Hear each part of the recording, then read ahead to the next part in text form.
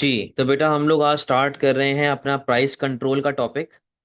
Price control को जरा समझें कि इसमें होता क्या है। देखिए, प्राइस कंट्रोल में हमारे पास गवर्नमेंट जो है ना वो मार्केट में एंटर करती है और गवर्नमेंट एक रिस्ट्रिक्शन लगा देती है। गवर्नमेंट कहती है कि यार आपकी प्राइसेस जो हैं या तो इस सर्टेन लेवल के ऊपर ना जाए या तो इस सर्टेन लेवल के नीचे ना आए। ठीक है।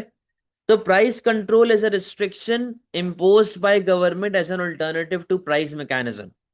अब प्राइस मैकेनिज्म में हमारे पास क्या था? खुली movement of demand and supply. Demand बढ़ जाए, डिमांड कम हो जाए, सप्लाई बढ़ जाए, सप्लाई कम हो जाए, उससे प्राइस बढ़े, प्राइस कम हो, वो सारी कहानी बात की है। वो प्राइस मैकेनिज्म होता है, खुली movement of demand and supply. लेकिन जो हमारे पास प्राइस कंट्रोल है, price control is an alternative to price mechanism.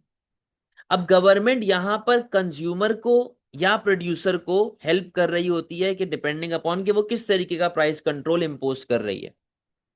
अब देखिए, जो हमारे पास प्राइस कंट्रोल होती है ना वो दो तरह की होती है।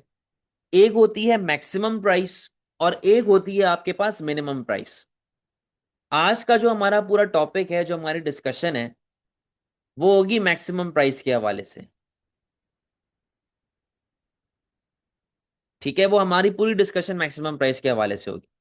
Now what is maximum price? बेटा जरा समझना। मैक्सिमम प्राइस फॉर एग्जाम्पल, ये एक पानी का ग्लास है। ठीक है, ये एक पानी का ग्लास है और मैंने लेट से खदीजा से कहा कि खदीजा बेटा मुझे एक गिलास पानी ला दें, बट मैक्सिमम इतना, मैक्सिमम इतना। अब मैक्सिमम इतने का मतलब यह है कि मैंने खदीजा को एक रेंज दे दी कि आप पानी का गिलास यहां तक भर सकती हैं। मैक्सिमम का मतलब ज्यादा से ज्यादा, ज्यादा से ज्यादा इतना, या तो इतना या इसके नीचे, आप इसके ऊपर नहीं जा सकते। ठीक है, या तो इतना, या तो इतना, या इसके नीचे, आप इसके ऊपर नहीं जा सकते। ये है मैक्सिमम प्राइस का कॉन्सेप्ट। या तो आप इतनी प्राइस चार्ज करो या आप इसके नीचे चार्ज करो, आप इसके ऊपर नहीं जाओगे। This is what maximum price is. अब मैक्सिमम प्राइस का दूसरा नाम होता है बेटा प्राइस सीलिंग। क्या नाम है इसका? Price ceiling. इसका नाम प्राइस सीलिंग कैसे पड़ा? देखो, ये मेरे कमरे की छत है, ऊपर मेरे कमरे की छत है। अगर बेटा मैं एकदम सुपरमैन बन जाऊं और मैं छलांग मारूं बिल्कुल टॉप तक, तो मैं टॉप तक कहां तक छलांग मार सकता हूं? अपनी छत तक ही छलांग मार सकता हूं ना। अपने कमरे की रूफ तक छलांग मार सकता हूं, अपने कमरे की सीलिंग तक छलांग मार सकता हूं। तो इसीलिए इसे हम लोग क्या कहते हैं? प्राइस सीलिंग, यानी कि छत, एक छत, कि आप इस छत के ऊपर नहीं जा सकते, आप इस छत के नीचे ही रहोगे। अच्छा, ये लगती कैसे है? ये लगती है बेटा कंज्यूमर के पॉइंट ऑफ व्यू से।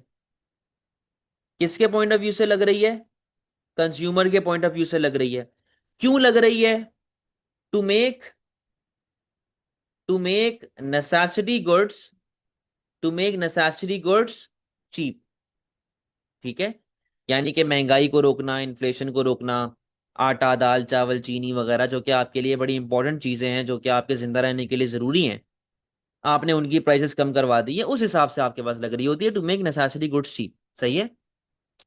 अच्छा जी, और इसके अलावा यहां पर क्या कॉन्सेप्ट आ रहा होता है कि जो हमारे पास मैक्सिमम प्राइस है, अब देखो मैक्सिमम प्राइस आपकी होती है दो तरह की। सही है, मैक्सिमम प्राइस आपकी होगी दो तरह की। या तो वो होगी अफेक्टिव या तो वो होगी इनअफेक्टिव। अब हमें दोनों का फर्क समझना है।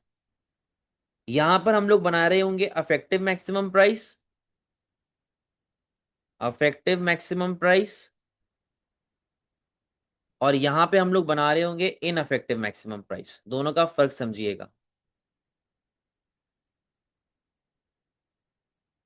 अफेक्टिव मैक्सिमम प्राइस और इनअफेक्टिव मैक्सिमम प्राइस में कहानी क्या है बेटा? ये देखो जरा, यहां पर आ गई है प्राइस, यहां पर आ गई आपके पास क्वांटिटी, ये आ गई आपके पास डिमांड, ये आ गई आपके पास सप्लाई। ठीक है, ये आ गई सप्लाई, ये आ गई डिमांड, ये आ रहा है आपके पास इक्विलिब्रियम ई, ये आ गई इक्विलिब्रियम क्वांटिटी क्यू, और ये आ गई बेटा इक्विलिब्रियम प्राइसेस। सही है, ये पी आर। ठीक है, एज इट इज डायग्राम में वहां पर कॉपी पेस्ट कर रहा हूं। ठीक है, एज इट इज डायग्राम है वहां पर कॉपी पेस्ट कर रहा हूं। तो अब हमें फर्क समझना है कि अफेक्टिव और इनअफेक्टिव में फर्क क्या होता है। देखो मैक्सिमम प्राइस का कॉन्सेप्ट क्या है कि वो लग रहा है कंज्यूमर के पॉइंट ऑफ व्यू से to make necessary goods cheap. आखिर बेटा मेरे कंज्यूमर को इस प्राइस लेवल पे मसला हो रहा होगा, इस इक्विलिब्रियम प्राइस पे टेंशन होगी, तभी तो गवर्नमेंट ने आके मैक्सिमम प्राइस लगाई है ना। अगर मुझे यहां पर इस प्राइस पे कोई मसला ही ना होता तो गवर्नमेंट मैक्सिमम प्राइस कभी लगाता ही नहीं। मुझे यहां पर मसला है तभी गवर्नमेंट मार्केट में इंटरवीन कर रही है और मैक्सिमम प्राइस लगा रही है, ठीक है। तो जाहिर सी बात है अगर बेटा कंज्यूमर के पॉइंट ऑफ व्यू से काम करूंगा और नेसेसिटी गुड सस्ते करने हैं तो मुझे प्राइसेस क्या करनी पड़ेंगी, कम। लॉजिकली तो यही सिनारियो बनता है। तो बेटा गवर्नमेंट जब अफेक्टिव मैक्सिमम प्राइस की बात करते हैं हम लोग, तो इसका मतलब क्या है कि government maximum price below the equilibrium लगा रही, ठीक है। Government maximum price below the equilibrium लगा रही। अब जब government maximum price below the equilibrium लगा रही है तो देखो मैं अपनी डिमांड से यहां पे टकरा रहा हूं पॉइंट ए पे। इसका मतलब क्या है कि इस डिक्रीज्ड प्राइस लेवल पे मेरा कंज्यूमर इतना सामान खरीदना चाहता है, लेकिन मैं सप्लाई से यहां पे टकरा रहा हूं पॉइंट बी पे। इसका मतलब क्या है कि इस डिक्रीज्ड प्राइस लेवल पे मेरा प्रोड्यूसर सिर्फ और सिर्फ इतना सामान बेचना चाहता है। मार्केट में आपके पास बेटा क्यूडी से लेके क्यूएस तक क्या क्रिएट हो जाएगा, शॉर्टेज।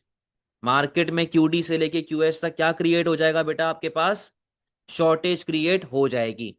अब देखो गवर्नमेंट ने एक रिस्ट्रिक्शन लगा दी ना, गवर्नमेंट ने बोला या इतना या इसके नीचे, आप इसके ऊपर नहीं जा सकते। तो जब गवर्नमेंट ने मैक्सिमम प्राइस यहां पर इंपोज कर दी है तो आप क्या ऊपर जाने का तो कोई चांस ही नहीं है। ऊपर जाने का तो कोई चांस ही नहीं है, आप तो फंस गए ना यहां पे। इसे कहते हैं अफेक्टिव मैक्सिमम प्राइस, जो आपने कंज्यूमर के हिसाब से यहां पर काम किया है, ठीक है। आपने कंज्यूमर के हिसाब से बेटा यहां पर काम किया है, ठीक है। लेकिन अगर इसको कन्वर्ट कर दिया जाए इनअफेक्टिव मैक्सिमम प्राइस, इसको कन्वर्ट कर दिया जाए इनअफेक्टिव मैक्सिमम प्राइस पे, तो यहां पर गवर्नमेंट ने क्या किया। अच्छा ये एमसीक्यूज में अक्सर टेस्ट होता है इनअफेक्टिव मैक्सिमम प्राइस। गवर्नमेंट ने मैक्सिमम प्राइस लगा दिया अबव द इक्विलिब्रियम। गवर्नमेंट ने मैक्सिमम प्राइस लगा दिया बेटा अबव द इक्विलिब्रियम। जब government maximum price above the equilibrium लगाएगा तो देखो मैं सप्लाई से यहां टकरा रहा हूं पॉइंट ए पे, यानी कि मेरा प्रोड्यूसर इतना सामान बेचना चाहता है, मेरा प्रोड्यूसर इतना सामान बेचना चाहता है, बट मेरा कंज्यूमर सिर्फ और सिर्फ इतना सामान खरीदना चाहता है। मेरा कंज्यूमर सिर्फ और सिर्फ इतना सामान खरीदना चाहता है। तो बेटे मार्केट में क्यूडी से लेके क्यूएस तक आपके पास क्या क्रिएट हो जाएगा, मार्केट में क्यूडी से लेके क्यूएस तक आपके पास क्रिएट हो गई सरप्लस। अब सवाल ये है कि सर ये इनअफेक्टिव क्यों है, ये इनअफेक्टिव क्यों कहलाया जा रहा है। देखो मैक्सिमम प्राइस का या प्राइस सीलिंग का मतलब क्या था, या तो इतना या इसके नीचे, आप इसके ऊपर नहीं जा सकते। यही मतलब है ना, या तो इतना या इसके नीचे, आप इसके ऊपर नहीं जा सकते। जब मार्केट में बेटा मेरे पास डिसइक्विलिब्रियम क्रिएट होगा, यानी कि मार्केट में मेरे पास सरप्लस क्रिएट हो जाएगा, तो इससे क्या होगा, इससे ये सिचुएशन होगी कि मेरे प्रोड्यूसर को एक सिग्नल मिलेगा कि यार मार्केट में बेचने वाले लोग काफी ज्यादा हैं बट खरीदने वाले काफी कम है। तो आप एक काम करो, आप एक काम ये करो कि आप प्राइसेस को कम कर दो। हम प्राइसेस को क्या करना शुरू करेंगे बेटा, कम करना शुरू करेंगे। प्राइसेस को हम लोग वापस से कम करना शुरू करेंगे।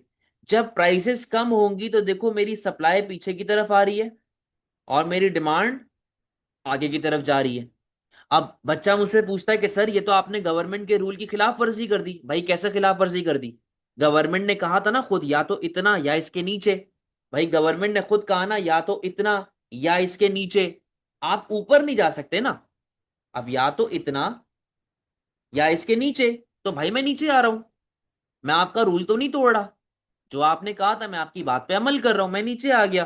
तो बेटा जब मैं प्राइसेस कम करूंगा और नीचे आऊंगा तो मैं वापस से किधर आ जाऊंगा, इक्विलिब्रियम पे। मैं वापस से कहां पे आ जाऊंगा, मैं वापस से इक्विलिब्रियम पे आ जाऊंगा। तो बेटा हम लोग काम क्या करने गए थे, हम लोग काम करने गए थे प्राइस कंट्रोल। और मार्केट में क्या फॉलो हो गया, price mechanism, price equilibrium, equilibrium pricing follow हो गई है। हमने करना था प्राइस कंट्रोल, और हो क्या गया, इक्विलिब्रियम वाला। तो बेटा इसीलिए इसको इनअफेक्टिव कहा जाता है कि मैं वापस से कहां पर आ जाऊंगा, अपनी ओरिजिनल इक्विलिब्रियम पोजीशन पर आ जाऊंगा। कोई मसले वाली बात? कोई मसले वाली बात?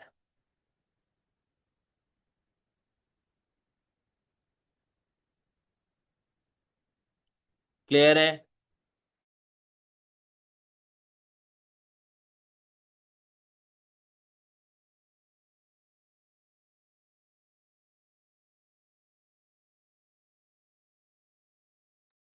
Very good.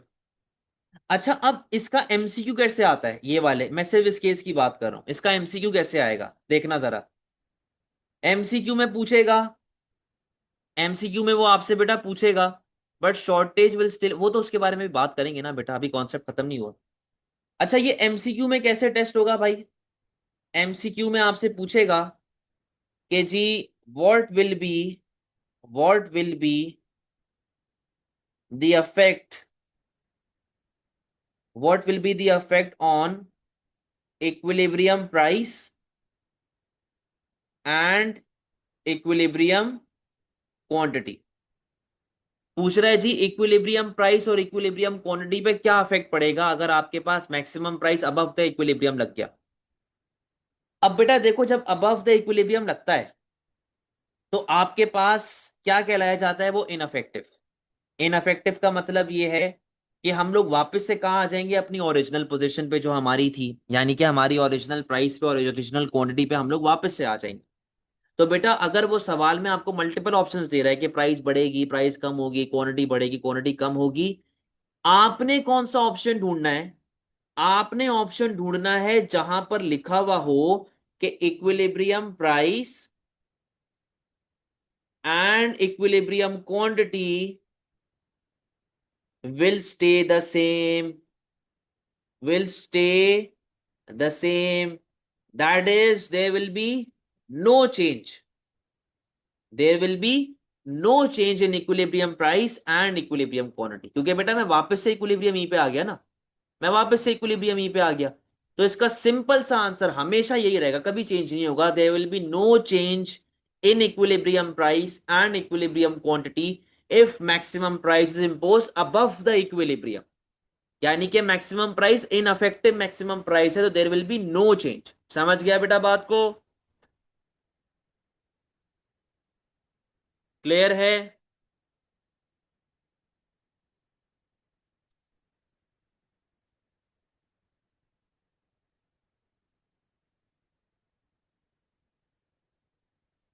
Very good. चलो जी, अब बेटा हम लोग जरा इस पे डिटेल में डिस्कशन करेंगे, अफेक्टिव मैक्सिमम प्राइस पे।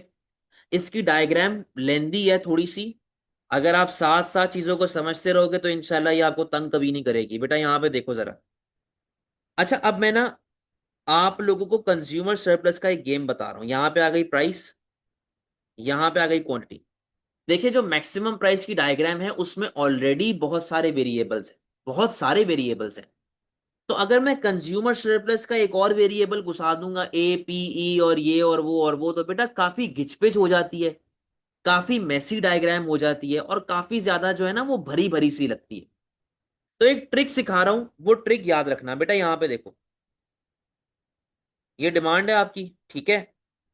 लेट से फॉर एग्जांपल ये प्राइस चल रही है, ये आपके पास क्वांटिटी आ गई, ठीक है। Price level P, quantity Q, आप ऑपरेट कर रहे हैं पॉइंट ए पे, यहां पर आपने लिखा पॉइंट बी।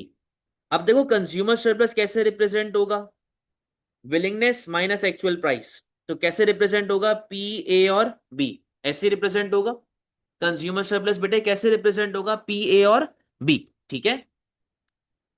बेटा इस पूरे पी ए बी की जगह अगर मैं ऐसे लिख दूं, मैंने यहां पे लिखा नंबर वन, मैंने यहां पे क्या लिखा, नंबर वन। तो मैं एग्जामिनर को यूं समझाऊंगा कि यार consumer surplus is represented by the number one. तो मुझे उसमें पूरे का पूरा area P A B C D करने की जरूरत नहीं। ये इसलिए हम लोग करेंगे क्योंकि हमारे पास मैक्सिमम प्राइस की डायग्राम में ऑलरेडी बहुत सारे जो है ना वेरिएबल्स आते हैं, ठीक है। तो हमने यहां पे लिख दिया सिंपल कि भाई वन से रिप्रेजेंट हो रहा है। अच्छा, अगर मैक्सिमम प्राइस इंपोज होती है below the equilibrium, maximum price impose होती है बिलो द इक्विलिब्रियम।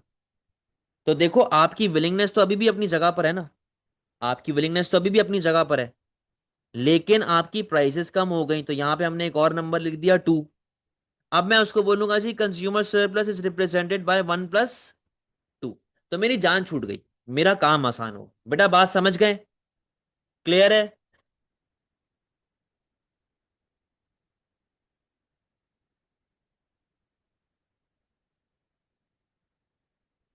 ठीक है, 1+2 से आपने इसको रिप्रेजेंट कर दिया, आपकी जान छूट जाएगी। अब आ जाए प्रॉपर डायग्राम पे।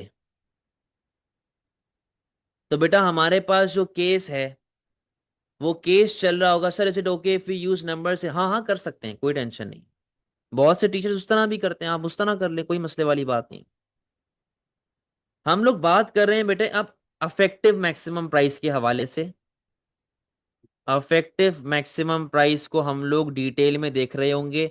अच्छा मैं यहां पर बेटा स्टेप्स लिखूंगा, स्टेप्स।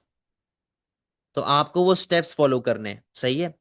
पहला स्टेप क्या है? ड्रॉ बेसिक इक्विलिब्रियम, ड्रॉ एक्समैन। सबसे पहला स्टेप हर डायग्राम का क्या होता है कि आपने एक्समैन बनाना है।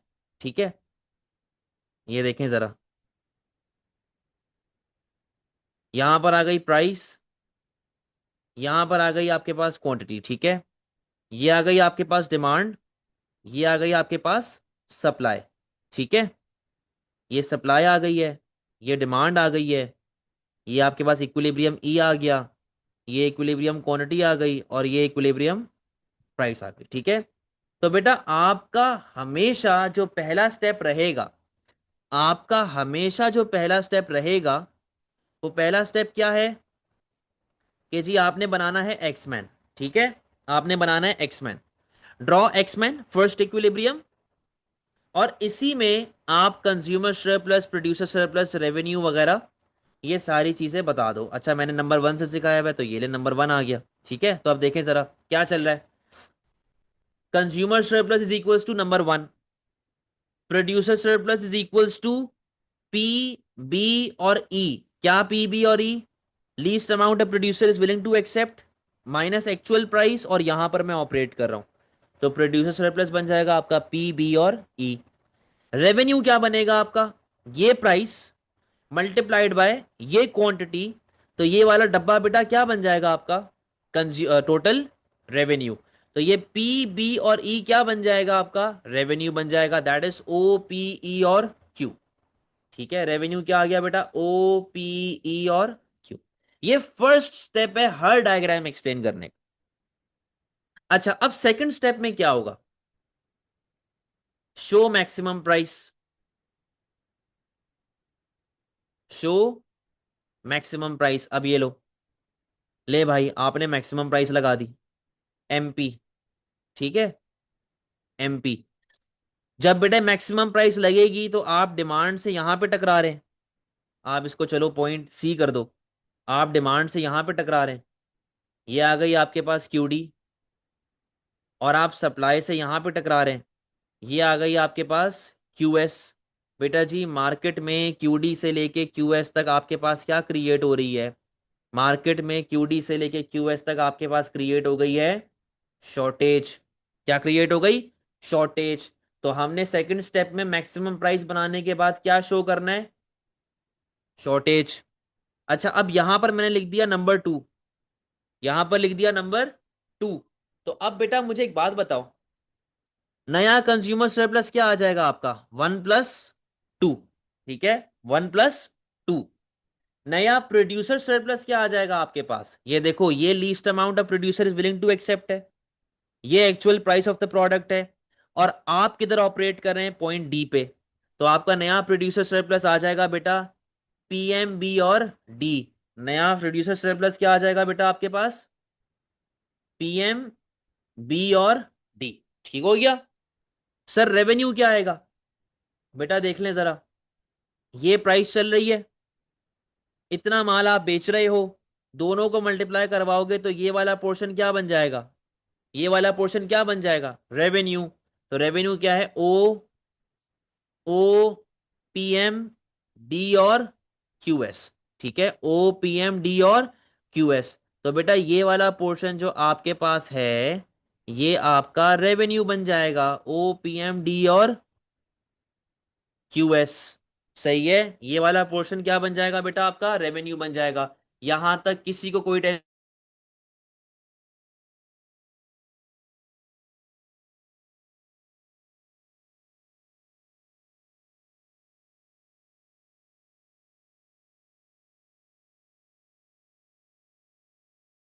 बेटा किसी को कोई परेशानी है जल्दी से बताएं।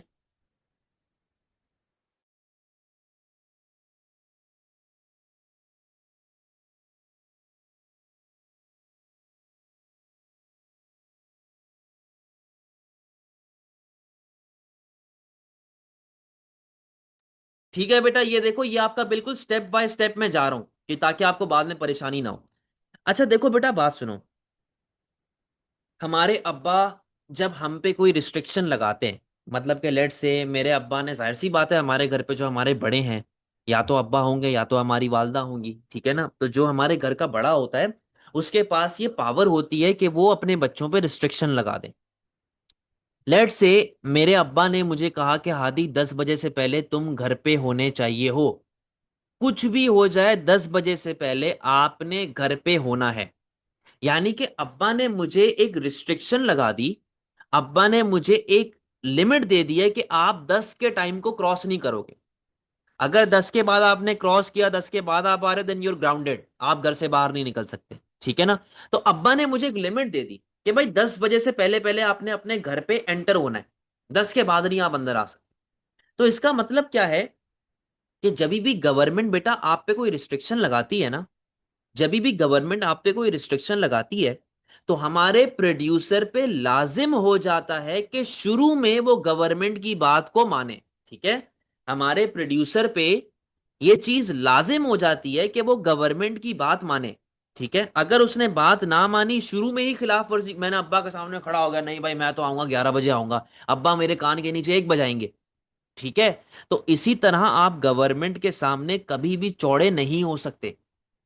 आपको अब्बा ने हुक्म दे दिया ना कि आप 10 के बाद एंटर नहीं होगे, 10 से पहले पहले घर आ जाओ। यानी कि जब गवर्नमेंट ने प्रोड्यूसर पे मैक्सिमम प्राइस लगाई, शुरुआत में मेरे प्रोड्यूसर को गवर्नमेंट की बात माननी पड़ेगी और ना चाहते हुए भी रिड्यूस प्राइस लेवल पे माल अपना बेचना पड़ेगा। आप लोगों ने पाकिस्तान में अगर यूटिलिटी स्टोर्स देखे होंगे, जो गवर्नमेंट की तरफ से यूटिलिटी स्टोर्स होते थे, बड़ी बड़ी लंबी लंबी कतारें, लंबी लंबी लाइनें लगी होती थी बाहर।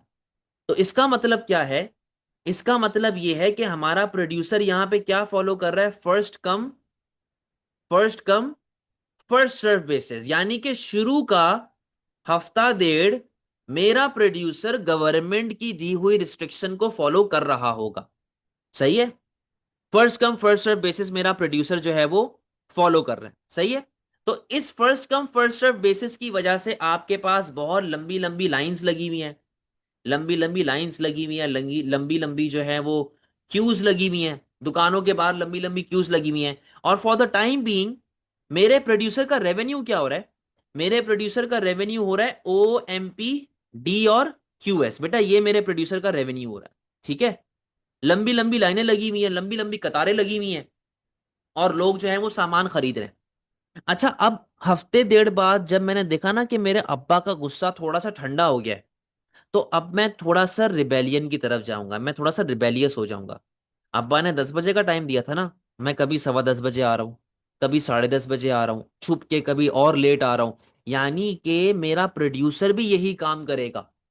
जब गवर्नमेंट ने आप पे रिस्ट्रिक्शन लगा दी कि आपने इस प्राइस पे सेल करना है, तो शुरुआत में हफ्ता डेढ़ तो मेरा प्रोड्यूसर ये काम फॉलो करेगा।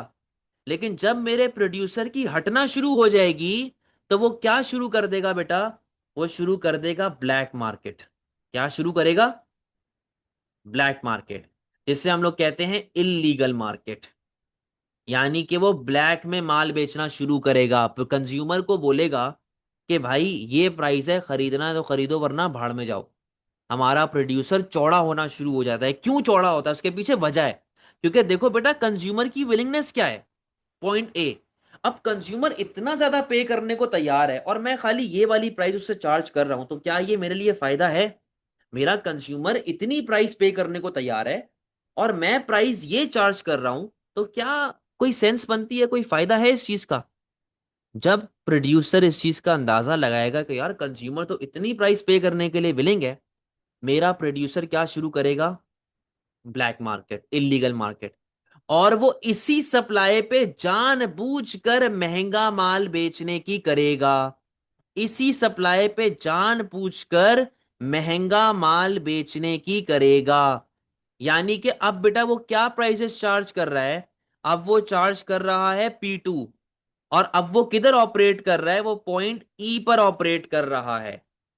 तो बेटा जब वो पॉइंट ई पर आ जाएगा, तो मेरे प्रोड्यूसर का नया जो मतलब सॉरी कंज्यूमर है, मेरे कंज्यूमर का नया कंज्यूमर सरप्लस क्या बन जाएगा? अब देखो मैं प्राइसेस तो ये चार्ज कर रहा हूं, विलिंगनेस है मेरी पॉइंट ए। तो बेटा ये आपकी विलिंगनेस है, ये आपकी एक्चुअल प्राइस है, the point where you are operating at. तो बेटा कंज्यूमर सरप्लस क्या बन जाएगा आपका? P2, ए और ई। सवाल, सर प्रोड्यूसर का रेवेन्यू क्या होगा? बेटा माल में कितना बेच रहा हूं? QS। प्राइस कितनी चार्ज कर रहा हूं? P2। तो बेटा ये प्राइस मल्टीप्लाइड बाय ये क्वांटिटी, तो ये पूरे का पूरा डब्बा क्या बन जाएगा आपका? ये पूरे का पूरा डब्बा रेवेन्यू का बन जाएगा। तो आपका नया रेवेन्यू क्या आ जाएगा? आपका नया रेवेन्यू आएगा O, P2, E और QS। यानी कि ये जो पूरे का पूरा पोर्शन है, ये जो आपके पास पूरे का पूरा पोर्शन है, ये पूरे का पूरा पोर्शन क्या बन जाएगा बेटा आपका? ये पूरे का पूरा पोर्शन आपका रेवेन्यू बन जाएगा। ये पूरे का पूरा पोर्शन जो है बेटा आपका रेवेन्यू बन जाएगा। अब सवाल आता है कि सर, अगर MCQ में आ गया कि सिर्फ और सिर्फ ब्लैक मार्केट का रेवेन्यू कौन सा है, मतलब कि वो रेवेन्यू कौन सा है जो मैंने इलीगल बेच के बनाया है? बेटा देखो, जब मैं गवर्नमेंट की बात मान रहा था तो मैं ये रेवेन्यू कमा रहा था। गवर्नमेंट की खिलाफ वर्जी करने के बाद ये पूरे का पूरा मेरा रेवेन्यू है। कितना एडिशनल रेवेन्यू मेरे पास आ रहा है? तो मेरा additional revenue P2, MP, D और E। सिर्फ ये जो रेवेन्यू मेरा है, कौन कौन सा? P2, MP, D और E। ये जो रेवेन्यू मेरे पास है, ये pure and pure black market का रेवेन्यू है। ये मेरा एडिशनल रेवेन्यू है ब्लैक मार्केट का, जो मैं सिर्फ ब्लैक मार्केट से कमा रहा हूं। अब बच्चा मुझसे यहां पे एक सवाल पूछता है कि क्या सर, क्या गवर्नमेंट नजर नहीं रखती क्या? क्या गवर्नमेंट की नजरों के नीचे इतनी सारी चीजें हो रही हैं? देखो बेटा, बात सारी ये है कि गवर्नमेंट किस किस को पकड़े, कितनी नजर रखे। एक जनरल ओवरव्यू तो चलो गवर्नमेंट ले सकती है, लेकिन क्या हर दुकान पे जाके उसकी रेट लिस्ट चेक करेगी कि यार आप इतने का क्यों बेच रहे हो, आप ये क्यों कर रहे हो, आप वो क्यों कर रहे हो? जो पकड़ा गया वो पकड़ा गया। लेकिन 90% ऑफ द टाइम गवर्नमेंट इतना फोकस नहीं कर रही, तो उनके पास और बड़े मसले हैं यार देखने को। तो क्या वो इस चीज को देखे कि आटा कितने का मिल रहा है, चीनी कितनी की मिल रही है? समझते हैं बेटा बात को?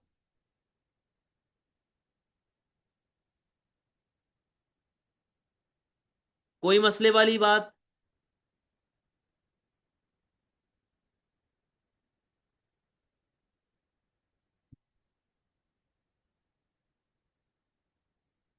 Sir, what is black market? Is it they can randomly start charging more? Yes, illegal under the table बेचना, under the table किसी चीज को बेचना, ये हमारे पास ब्लैक मार्केट की कैटेगरी में आ जाता है। अब जैसे कि इस तरह समझ लें कि फॉर एग्जाम्पल गवर्नमेंट ने आटा जो है वो 100 रुपए किलो कर दिया। मैं दुकान जब गया, ये इसको भी छोड़ें, मैं और आसान एग्जाम्पल देता हूँ। आप खदीजा, मुझे नहीं पता आप पाकिस्तान से ही हैं या आप किसी दूसरी कंट्री से हैं, लेकिन पाकिस्तान में ना एक बड़ा ट्रेंड है। वो ट्रेंड क्या है कि अक्सर ये जो ARY वाले और ये जो न्यूज रिपोर्टर हैं, इकरारुल हसन हो गया और ये सारे हो गए, ये लोग क्या करते हैं, इनको कीड़ा काटता है, दौरा पड़ता है, और ये लोग ना निकल जाते हैं रोडों पे एक रेट लिस्ट लेके कि भाई गवर्नमेंट ने सेबों की ये प्राइस पे देने का कहा हुआ है, केलों की ये प्राइस लगाने का कहा हुआ है, फ्रूट्स की ये प्राइस है, आटे की ये प्राइस, दाल चावल की ये प्राइस, ठीक है। लेकिन दुकान वाला उस रेट लिस्ट के मुकाबले में ज्यादा पे बेच रहा होता है, ज्यादा प्राइस से बेच रहा होता है। अब देखो ज्यादा प्राइस पे क्यों बेच रहा है? जब गवर्नमेंट ने आपको एक रेट लिस्ट दी हुई है, जब गवर्नमेंट ने बेटा आपको एक रेट लिस्ट दी हुई है, तो फिर आप क्यों उसको महंगे तौर पे बेच रहे हैं? तो जब आप उसको महंगा बेच रहे होते हैं ना, ये सारा ब्लैक मार्केट की कैटेगरी में आ जाता है। समझ गई है बात को?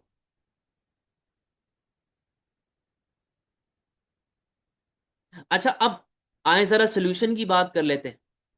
सोल्यूशन की बात कर लेते हैं, मैं इसी डायग्राम को कॉपी करके अपना नेक्स्ट पेज पे लेके जा रहा हूं। सोल्यूशंस में क्या चीज आ सकती है? देखो सॉल्यूशंस की अब मैं बात कर रहा हूं तो सॉल्यूशन, पहला सॉल्यूशन बड़ा बेसिक है, बड़ा सिंपल है कि यार इस पंगे में पड़ो ही ना। पहला सॉल्यूशन क्या है? Remove maximum price. कि आप इस पंगे में पड़े ही ना भाई, आप इस परेशानी में ना पड़ो। देखो ना कितनी प्रॉब्लम्स हो रही हैं, शॉर्टेज हो गई है, ब्लैक मार्केट हो रही है, ये हो रहा है वो हो रहा है, भाई पंगे में पड़ो ही ना। क्या जरूरत है आपको मैक्सिमम प्राइस लगाने की? दूसरा सोल्यूशन क्या आता है यहाँ पे कि अगर आप बजिद हैं कि यार मैंने यही प्राइस पे लेके आना है मार्केट को, आप जिद पे बैठे हुए हैं, तो भाई पे दूसरा ऑप्शन आपके पास सिंपल सा ये बचता है कि आप क्या दे दें? सब्सिडी दे दें। और कितनी सब्सिडी दें? इतनी सब्सिडी दें कि आप वापस से किस प्राइस पे आ जाओ? आप अपने एमपी पे आ जाओ। ठीक है, ये हो जाएगा सप्लाई प्लस सब्सिडी, जिससे आपके पास सप्लाई बढ़ेगी। तो अब नया इक्विलिब्रियम आपके पास ये फॉलो हो जाएगा, नई प्राइस ये फॉलो हो जाएगी, नई क्वांटिटी जो है वो ये आ जाएगी। ठीक है, तो ये आपके पास दूसरा ऑप्शन है कि आप ये कर सकते हैं, इससे कम नहीं कर सकते। फोर्थ पॉइंट, बेटा फोर्थ पॉइंट में ये था कि हमारे पास जो है ना वो ब्लैक मार्केटिंग शुरू हो जाती है कि जब मैं इतनी सप्लाई पे अपना सामान दे रहा हूं ना, और मैंने जब ये नोटिस किया कि कंज्यूमर की विलिंगनेस इतनी ज्यादा है, तो प्रोड्यूसर जानबूझ के प्राइसेस बढ़ा देता है। जानबूझ के प्राइसेस बढ़ाता है, तो ये जो एडिशनल प्राइस आपने बढ़ाई है ना, ये जो एडिशनल ब्लू वाला बॉक्स आपके पास आया है, ये वो रेवेन्यू है जो सिर्फ और सिर्फ ब्लैक मार्केट से आया। और अगर आप टोटल बात कर लें तो ये पूरे का पूरा बॉक्स जो है, ये आपके पास रेवेन्यू बनता है इंक्लूडिंग ब्लैक मार्केट। ठीक है भैया? तो भाई ये दो रास्ते हैं, या तो आप रिमूव करो कहानी को, खत्म कर दो, या तो सब्सिडी देके अपनी जान छुड़ाओ। लेकिन अगेन ये करना एक बड़ी बेवकूफी है, बड़ी फजूल सी अप्रोच होती है मैक्सिमम प्राइस। उसके अंदर आप देख लें कितनी प्रॉब्लम्स आपके पास आ रही हैं, कितनी परेशानियां आ रही हैं। तो it is better not to go for it. बेहतर क्या है कि आप इसको अपने खुले हाल पे छोड़ दो यार, डिमांड सप्लाई के बेसिस पे छोड़ दो, मामला अपने आप सीधे हो जाएंगे। अब ये चैप्टर यहाँ पे एंड नहीं हुआ है, मिनिमम प्राइस रहता है वो, इंशाल्लाह हमारा नेक्स्ट क्लास का टॉपिक है। अब ये देखो जरा, बेनिफिट्स ऑफ मैक्सिमम प्राइस या सब्सिडी फॉर कंज्यूमर के जी, ब्लैक मार्केट खत्म हो जाती है, प्राइसेस कम हो जाती हैं, शॉर्टेज खत्म हो जाती है। लेकिन प्रोड्यूसर का जो फायदा है वो क्या है कि प्रोड्यूसर का रेवेन्यू बढ़ता है, प्रोड्यूसर में बर्डन कम हो जाता है। ये जनरल बेनिफिट सब्सिडी के, जनरल सब्सिडी के बेनिफिट्स हैं। लेकिन अगर मैं general overview of maximum price की बात करूं, तो अगर बेनिफिट्स को देखें, तो बेनिफिट्स में ये है कि असेंशियल फूड आइटम यानी कि खाना पीना हो गया, आटा दाल चावल चीनी हो गया, ये सस्ते हो जाते हैं, अफोर्डेबल हो जाते हैं। हाउसिंग मार्केट अगर आपके पास है, यानी कि अब वो रेंट बेस्ड सिस्टम आपके पास चल रहा है, आपने रेंट एक लिमिट लगा दिया कि भाई इससे ज्यादा रेंट कोई नहीं, लैंडलॉर्ड चार्ज नहीं करेगा। ट्रैवलिंग का है, बस का मामला है, ट्रेन का मामला है, तो गवर्नमेंट ने टिकट प्राइस पे एक लिमिट लगा दी कि यार इससे महंगी टिकट कोई भी बंदा चार्ज नहीं करेगा। तो ये सारे कुछ फवाइद हैं जो मैक्सिमम प्राइस के हो। अगर ड्रॉबैक की बात की जाए, ड्रॉबैक के अंदर हमारे पास क्या है बेटा? सबसे पहला क्या लिखा हुआ है? लॉन्ग क्यूज, वेटिंग लिस्ट, लंबी लंबी लाइनें लगी हुई हैं दुकान के बाहर। फिर ब्राइबरी, करप्शन, आप ब्राइबरी दे रहे होंगे लाइन में आगे आने के लिए, करप्शन कर रहे होंगे, रिश्वत दे रहे होंगे। और क्या लिखा हुआ है? इनफॉर्मल मार्केट या ब्लैक मार्केट बनने के चांसेस हैं। ठीक है ना? तो हम लोग इलीगल मेथड से अपनी सप्लाई को बढ़ाते हैं, इलीगल मेथड से अपनी प्राइस को बढ़ाते हैं। ठीक है, तो ये हमारे पास प्रॉब्लम्स क्रिएट हो रही होती। तो ये मैक्सिमम प्राइस के कुछ बेनिफिट्स और ड्रॉबैक्स। समझ गए हैं बात को? Sir, so what is better, free market और control market, should they convert? Past paper question था ये बेटा, करवाऊंगा। लेकिन बेहतर क्या है कि मार्केट को खुला अपने हाल पे छोड़ दो। कोई जरूरत नहीं है मैक्सिमम मिनिमम के चक्कर में पड़ने की। अगर आपको बहुत ही शौक हो रहा है तो सिर्फ सब्सिडी देके जान छुड़ाओ। मैक्सिमम प्राइस के अंदर और भी बहुत से मसले मसाइल हैं जो आपके लिए प्रॉब्लम क्रिएट करेंगे। समझ गए हैं बेटा बात को? क्लियर हो गई है कहानी?